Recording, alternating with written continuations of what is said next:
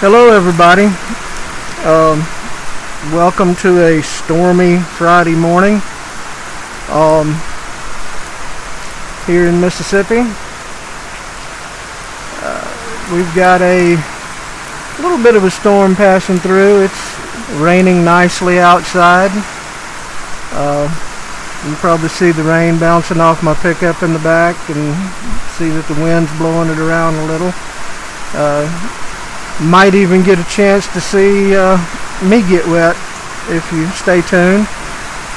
Alright, so anyway, got my handy dandy microphone on. Hopefully the audio on this is going to turn out really good. Like I said, rain, clouds. It's about 10 a.m. You can see how dark it looks out here, I guess. So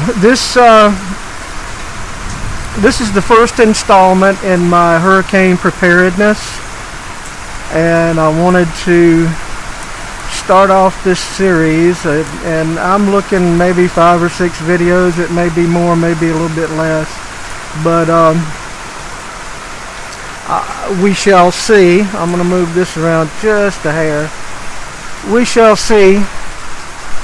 And great, I got the wind's directly at my back, so if we have to move in a minute we will, but I wanted to be out here with the rain and the weather, because this is what the series is about. Now this I am starting this off. This is going to be hurricane preparedness for people that may have experienced one or never experienced one. If you live in an area that's prone to them, or just moved to an area, this is for you. Hopefully y'all will spread this around a little bit. Hopefully I can give you the information that you really need to hear. Okay, that's where we're going to start off. This is going to be on communications, a little bit on the meteorology, and nice little lightning flash, a little on the meteorology of hurricanes and what to expect, what to watch for. Just kind of generally the type of things that will help you out in the long run as far as mitigating the hurricane, because they're going to happen. As I said, I'm in Mississippi. I'm probably 150 miles, give or take, from the coast. I grew up in Hattiesburg, Mississippi, which is about 50 miles from the coast. One of my earliest memories, I'm sorry, there's things blowing around out here. Got something in my eye, I think. But anyway, one of my earliest memories was standing in a picture window in the front of the house and looking out, and as a small child, and crying because I could not go outside like everybody else who had gone out on the carport or the front porch or back porch or whatever, and was watching Hurricane Camille and the rain and the wind and things from that storm. And I remember standing in front of that big window and watching the rain and the water, and you know, as to be honest, I wasn't but about 4 years old, so the memory's not real clear, but I do remember that. And my family says, "Oh, you can't remember that." Yeah, that's one of my first memories. Anyway, since that time, I've been involved with quite a few hurricanes. As a matter of fact, when I was still in high school and after high school, I was a volunteer with the Red Cross Disaster Services, and I traveled around the southeast, the south down here, and even ran one of the shelters that they opened up at Camp Shelby for, I believe it was Frederick, and we had a small turnout to Camp Shelby of people who were running from the storm. So the couple of days that I prepared and ran the shelter, was kind of for naught, because we took the few people that were in my barracks and rolled them in with some other ones, and I got freed up from that and was able to go to the, go down to the coastal areas. But anyway, okay, so hurricanes. First thing you need to know about hurricanes is they are slow-moving storms. Okay, you're gonna get. I mean, we can talk about tornadoes a little bit on another video, but this one's about hurricanes. A hurricane is not a tornado. You're gonna get some warning. This time of the year, National Hurricane Center is just opened the hurricane season here first part of June, and it will last through the end of November. That doesn't mean that that's the only time frame you can have a hurricane. There are tropical storms and hurricane type storms that occur before hurricane season officially opens, and there are hurricanes that occur post November 30th. But that time period, to spring to late fall, is the main period of time that they're gonna show up.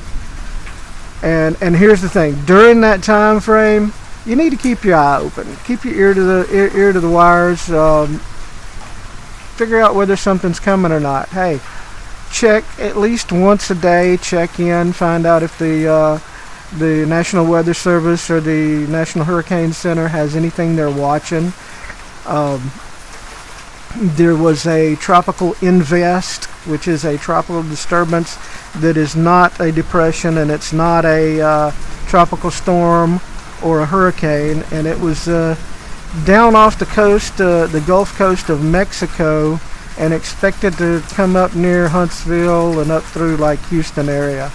And that was a couple of days ago, and yesterday I was looking at that. And this system here could very well be some of the rain that came off of that. I'll be honest, I haven't checked it today. None of my alerts have gone off, so I'm not really worried about it yet. However, if the alerts did go off, I've got that far in advance, okay? If you're in the Gulf Coast, New Orleans, Mobile, Pensacola, Houston, Galveston, if you're along the Gulf Coast of the United States, you're going to have a few days. If the storm's popping up anywhere, they're going to be watching this front ahead of time. They're going to tell you there's an invest, okay? Now it's a tropical depression, and they're going to give you a cone that kind of broadens out from the storm, and it's going to show, along the coastline where they think the storm is going, and the most likely track. These terms can be, these time periods can be up to 5 days or 2 weeks. So it's not like a tornado where you're going to have a warning about it or an advisory about it come out, or a severe thunderstorm where there's going to be an advisory, and within the next few hours you're going to be affected by it. You have time to move. So that's what these videos are going to be about. They're going to be about what you need to do from the time that a tropical system is identified and predicted to possibly head towards your area. These are the things you need to accomplish, and the preparations you need to make, so you'll have a chance at the least amount of loss or damage, or maybe even death. Okay, let's be honest. All right, so the National Weather Service is going to put out their advisories. One of the best places is the Weather Channel. Okay, they've kind of got a monopoly on everything. They've kind of gone downhill over the last few years with their reality style programming and such. But the truth is, they're kind of the best place you can look for it. Another one, I believe, on the satellite systems sometimes, or local programming, they don't have the Weather Channel, so you'll get, I believe it's Weather Nation. Weather Nation is another good one. And just check in with these guys during hurricane season. Check in with these guys daily. and find out, or look it up online daily. You know, the weather.com or the National Weather Service, National Hurricane Center. Those are both by NOAA, the National Oceanic and Atmospheric Administration. And check in with them and find out what they've got up, whether they have anything predicted to possibly form, or if there's anything you need to be on the lookout for. Alright. If it comes up that there is something that you need to be watching after, two ways you can mitigate the bad weather from that is in the house we have a NOAA weather radio. It's just a little white unit. It's about I don't know, it's maybe 6 by 6 inches and 2.5 inches thick.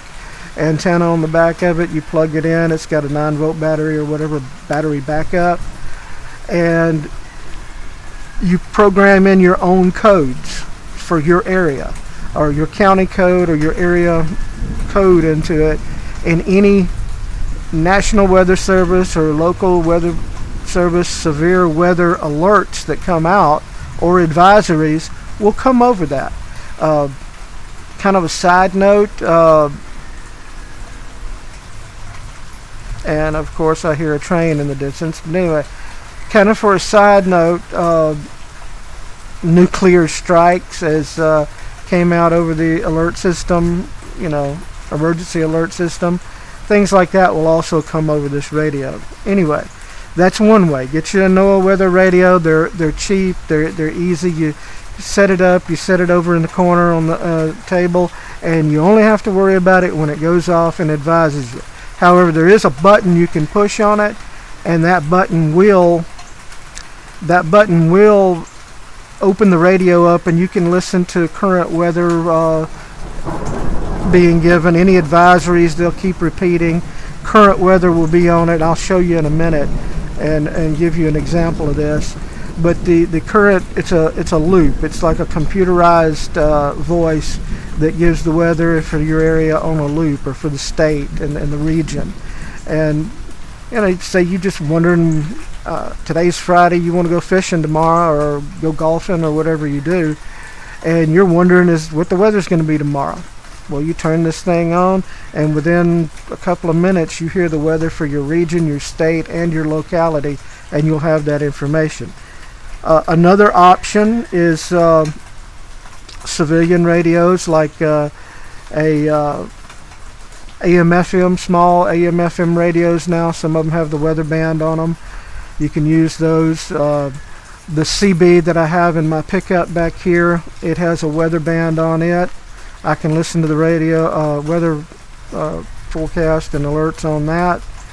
And then you have the ham and 2 meter. I'm only going to talk about one because I don't want to go into all the possibilities, but this little radio I've got in my hand, and you can see, I'll put it against my cheek, you can actually see the size of it. It's not that big, weighs next to nothing, and it's made by Baofeng.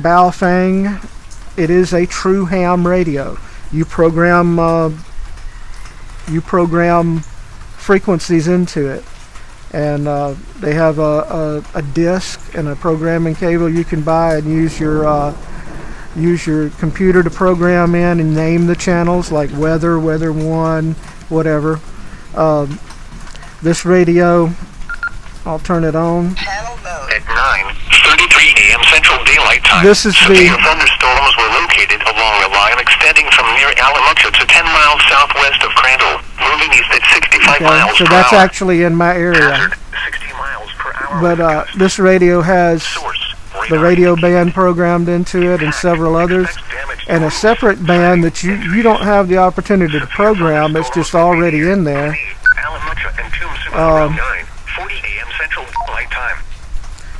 See if I can change the band on it.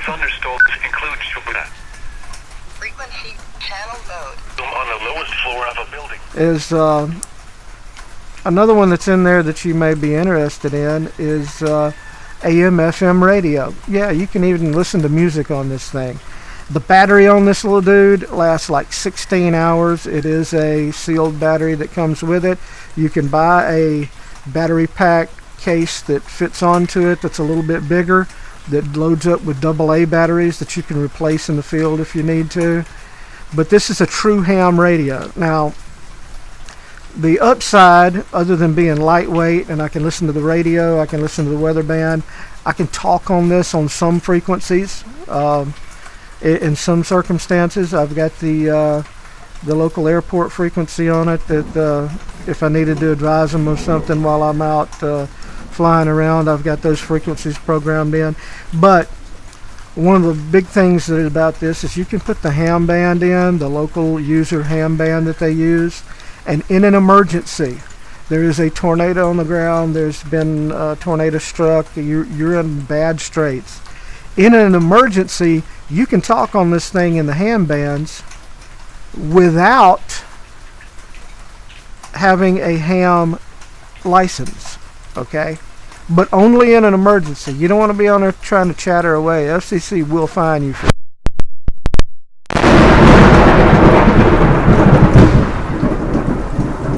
Glad I got that on camera. Anyway, so the as I was saying, you talk on this thing without a ham license on the wrong frequencies and they will get your butt. So you want to be careful for that. But as far as emergency use, you can look the frequencies up on the internet and talk to some of your local guys. In an emergency where you are actually needing help, you turn this little dude on and, hey, I'm in my shelter and there's a tree on it and I can't get out and I'm at such and such location. You can buy a longer antenna. It's about 16, 18 inches long, kind of a whip antenna. You get a lot better frequency, get a lot better signal and receive and transmit out of it. And you can also program the FRS and the GMRS, the little radios like you can buy at Bass Pro Shop or Walmart. Those frequencies also program into this radio and are usable. So that's another option on that. So anyway, now you've got your communications, okay?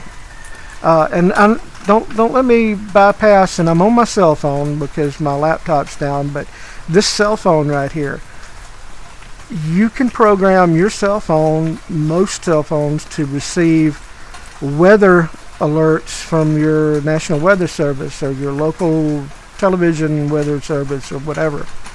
And those come in handy. It's like getting a text message.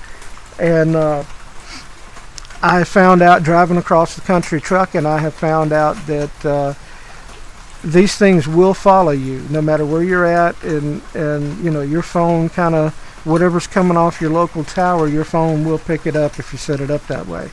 So don't dismiss your cell phone as a part of the deal. Further into communications, I know a lot of people don't have landlines anymore. We have gotten rid of ours. Our home phone landline with a cord on it only goes as far as our internet router. It's whatever they call an internet, voice over internet type number. We did have a wired landline, but we got rid of that because it was just another. We had this other deal with our internet service and cable service. Why not just go ahead and drop that bill and save that money? So that's what we did. But your cell phone you need to look at your landline in this fashion. The wires, and you can look behind me. I'll point right up here across the top. There is a silver looking wire. That silver looking wire is the lowest one on the pole. That is your cable TV, okay? It's almost always, cable TV is going to be your lowest wire. And you can kind of trace it back, trace your cable wire from your house. If you've got aerial wires, if they're underground, it's different. But you can trace that cable wire up to the pole and you'll see where it hooks into that lowest wire. The next highest wire, which for us Now, everybody's not the same, but for us, way back over here about this level, I think, yeah, about this level across the road, and you can't see it for the trees for some reason. I can't even barely see it turning around. There's another set of wires across the street by the woods over there that are the telephone lines. Alright, and then above those is going to be your power wires. In a storm, a severe storm, in a tornado, in a hurricane, if your area has lots of downed trees, those wires probably going to come down. Your house phone is going to be useless if the wires come down. Back during Ivan and Katrina, we didn't have any landline service whatsoever because the wires were down, but we had cell service for several days after the storm and the power had been knocked out. That's been mitigated now, actually. I'm kind of proud to say they did a really good job. They mitigated that.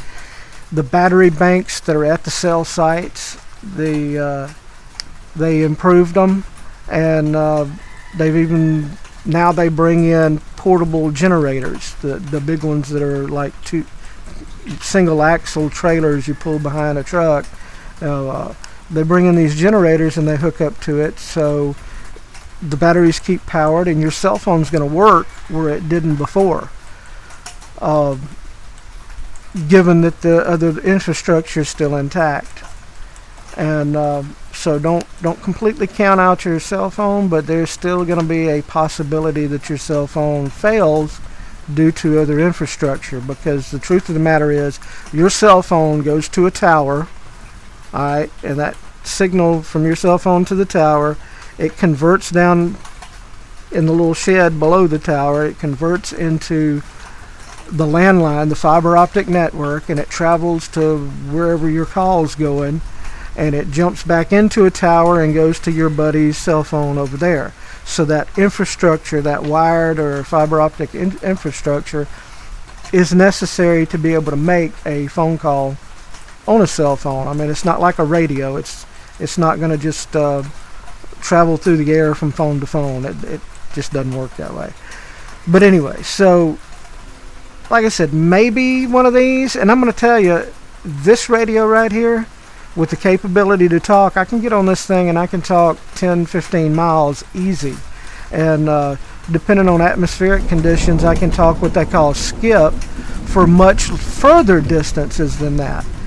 And it's kind of amazing. And this little radio right here, they're like $30. You can get them on eBay. You can get them on Amazon, Wish, and Geek. They're real. It's a little. It's not. It's good. Baofeng is a good manufacturer, and you know, for the price I paid for it, it's paid for itself just in being able to have portable access to weather updates and things like that. So anyway. So that covers the communication. What do you do with the communication? Well, here's the thing. If prediction on hurricanes, now they're really good at it. They can pretty much, the hurricane's going to go pretty much where they say it's going to go. If they tell you that there's a hurricane that's going to come in Mobile, Alabama, and I'm using my own area. If they tell me there's a hurricane going to come in Mobile, Alabama, and hit the coast, okay, and then it's going to curve up through Mississippi, the system is, and die out, but it's going to be tropical storm when it gets to Jackson, Mississippi, and then it's going to continue to dissipate as it goes up through Tupelo and into Tennessee or whatever. Here's what I know from that. When it comes in Mobile and it comes up through Mississippi, it's going to dump a lot of rain. There's going to be a lot of high winds or strong winds, and there's going to be a lot of rain and possibility of flooding. I need to get ready for that. If I live anywhere within 50 miles of the coast, there's a chance that storm's going to cause major flooding, major problems, wind damage. So what do I need to do? I need to make sure everything's prepared. I need to have my kit ready. We'll go over kits in another video. But I need to have my kit ready. I need to make sure my communications are ready and charged, and batteries on hand for that.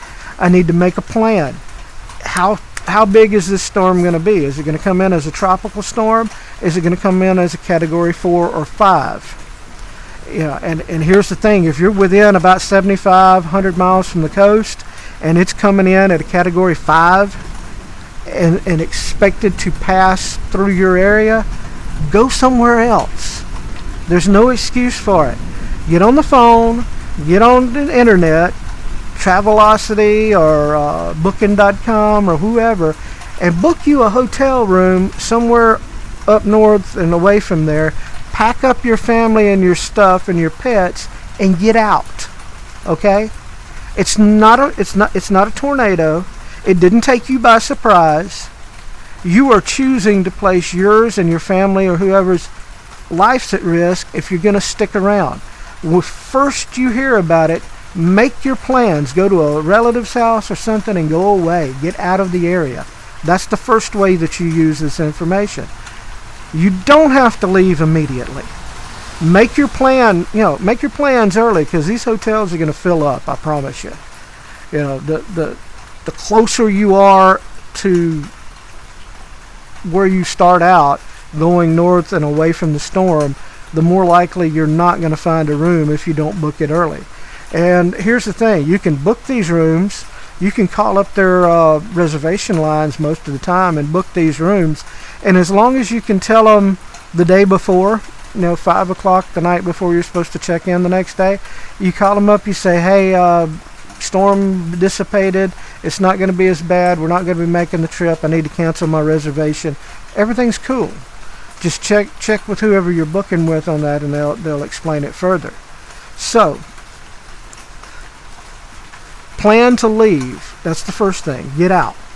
You're not going to ride the storm out. You're not going to stay there and accomplish anything. Nobody needs you there if you're not in public safety, or if you're not in public safety and it's not your duty to be there to perform emergency services, get out. You'll be one less person that public safety and emergency services have to spend time with if you're gone, okay? The second thing you need to do is use this time. Like I said, use this time. Go on and go ahead to the store. Buy you some water up. We'll get to water and food, and that's going to be another video, but we'll get to that. Buy your supplies. Make sure your supplies are stocked. Make sure your stocked supplies and your kit is in date. And that's what you do when the storm's 4 or 5 days out. If it looks like 48 hours ahead of time, 2 days, okay? If they're saying it's today's Friday, if they're saying this storm is supposed to make landfall and they're 98% sure it's going to make landfall and come through your area, and your area is definitely going to receive major damage, now's the time to leave. 48 hours, you need to be gone. You need to be packed up, cranking the car, and leaving. The whole fueling your vehicle and getting your things together and trying to preserve your property takes place in that initial time frame. Ahead of the game, you need to get some other things ready. Your protection for your home. Make sure your insurance is up to date. Make sure any window coverings or anything you need. All that. All this takes place at that time. But it all has to do with communication, okay? You've got to keep abreast of what's going on.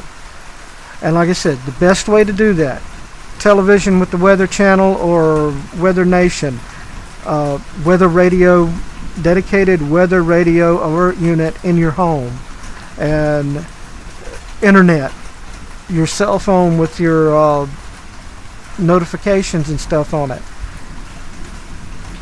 Two-way communication.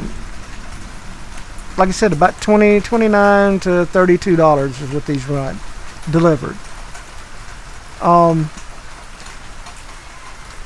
anyway, that's the main gist of the communications part. Okay, the as far as keeping yourself informed and knowing what's going on.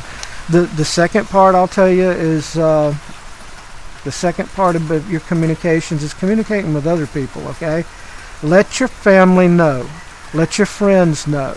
If you're going to be leaving and you have a cop next door for your neighbor, walk over and knock on the door and tell them, say, look, we got this storm coming in, we're fixing to leave. You know, we're taking the vehicle, we're taking our trailer, whatever you're going to take with you, and we're getting out. Let them know. Let them know where you're going to be staying. Give them your phone number.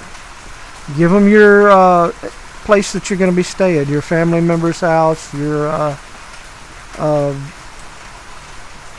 hotel you're going to be staying at. Let them know where you're going to be so they can call you if something bad happens, because things bad happen in storms. All right, right here at this trailer during during Hurricane Ivan, I spent 7 days before and after the storm. I lived at our volunteer fire department. I was there 24 hours a day. I slept there at night. During the daytime, we were running our services. We were out in our community helping people cut trees. We did the storm assessment for the EMA and the Red Cross, and was very involved in that. And at the end of the week, tired and hungry and hadn't slept in my own bed and needed a shower badly. And I came home and there was a tree on my roof and a limb, big around as a coffee can, straight down through the roof of my trailer. So after helping everybody else out, now honestly I was on my own. I had to crawl on the roof and take the chainsaw and cut the limb and cut it off inside the house and pull it out of the roof and patch the roof and all that for myself after being out helping everybody else, which was kind of a, when you walk in, there's a limb down through the middle of your bedroom that it kind of takes the fun out of not having some help. Not that I regret any of it. I enjoyed helping my neighbors out, and I'd do it again. But I think next time, while doing assessments and trying to help people, if it ever happened again, I would definitely check my own property out and call the crew up and say, hey, before we give this up and everybody goes home, we're going to go by my house and I need some help. But anyway, so like I said, they may need to contact you that a tree has fallen on your home or your outbuilding or something, and your presence is needed. So you'll know that instead of waiting it out until everything, the power and everything comes back on, you may need to come back a little earlier. That's fine. You just need to let people know where you're going to be. Family members or friends that live outside of the affected area, drop them an email. Tell them everything, your phone number, where you're going to be staying, your route to and from there, and 3 or 4 different people. Drop them an email, shoot them a phone call, say, hey, I sent you an email. We're going to be leaving because of the storm. Just going to let y'all know where we're going to be. I'll be in contact with you when we get back. So that type of communication is important also. So anyway, if there's anything you think I missed on this video, please comment below and add the information to it if you think I missed it. If you enjoyed this video, hit the like button. If you didn't enjoy this video, like it anyway, please. Anyway, if you want to see more videos like this and you enjoyed this video, want to see my next videos of me stammering and going over things, subscribe. Hit the subscriber button. I'm not going to bug you. I'm not going to email you. I'm not going to sell your information. Go ahead and hit the subscribe button, and I intend on having many more type videos like this. And as always, y'all be careful. Y'all have a great weekend, and take care of you. Love y'all. Bye.